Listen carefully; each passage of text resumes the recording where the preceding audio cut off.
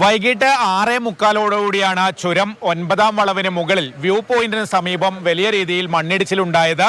വലിയ പാറയുടെ ചീളുകളും അതോടൊപ്പം മണ്ണും മരങ്ങളുമൊക്കെ റോഡിലേക്ക് പതിക്കുകയായിരുന്നു.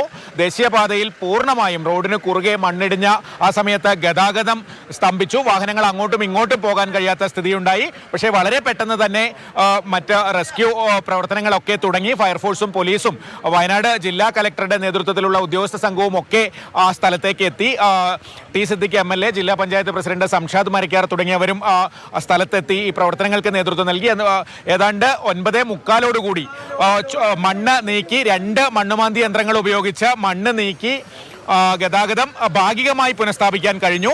ചുരത്തിന് മുകളിൽ അധികം വാഹനങ്ങൾ ഉണ്ടായില്ല, കാരണം മുകളിൽ നിന്നുള്ള വാഹനങ്ങൾ തിരിച്ചുവിട്ടിരുന്നു. താഴെയുള്ള വാഹനങ്ങളൊക്കെ കടത്തി വിട്ടു തുടങ്ങി. ആ സമയം 9:45 ചുരത്തിൽ കുടുങ്ങിക്കിടന്ന വാഹനങ്ങളൊക്കെ വൺ വേ ആയി കടത്തിവിട്ടു തുടങ്ങി.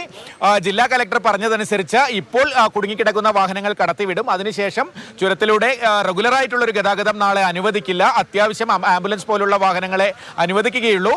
നാളെ കൃത്യമായ സുരക്ഷാ പരിശോധന നടത്തുമെന്നും ജില്ലാ കലക്ടർ അറിയിച്ചു. ഫുൾ കംപ്ലീറ്റ് ചുരം നമുക്കൊരു സ്റ്റെബിലിറ്റി ടെസ്റ്റ് നമുക്ക് ചെയ്യേണ്ടതുണ്ട്. അതിനി അടുത്ത ദിവസങ്ങളിൽ നമുക്ക് ചെയ്യാം. പിന്നെ അനാവശ്യമായിട്ട് ആൾക്കാർ ഇത് കാണാനോ ഫോട്ടോ എടുക്കാനോ സെൽഫി എടുക്കാനോ ദയവായി വരാറുത്. അതൊരു അഭ്യർത്ഥന. അവിടെ വേറെ പ്രശ്നമൊന്നും ഇല്ല എന്നാണ് പറഞ്ഞതും. വരാനുള്ള ഡെബ്രിസ് ഒക്കെ താഴോട്ട് വന്നിട്ടുണ്ട്. ഇനി വേറെ അവിടെ വെള്ളസ്രോതസ്സം ഒന്നും ഇല്ല എന്നാണ് പറഞ്ഞതും. എന്തായാലും നാളെ നമുക്ക് കോർ കമ്മിറ്റി വെച്ചിട്ട് ഒന്നും കൂടി ഒരു പരിശോധന നടത്തിയിട്ട് റീഎസ്റ്റാബ്ലിഷ് ചെയ്യാം. കൽപ്പറ്റ റേഞ്ച് ഓഫീസർ ഹാഷിഫിന്റെ നേതൃത്വത്തിലുള്ള വനംവകുപ്പ് സംഘം ഈ ഇടിച്ചിലുണ്ടായതിന്റെ മുകൾ ഭാഗത്ത് പോയിരുന്നു.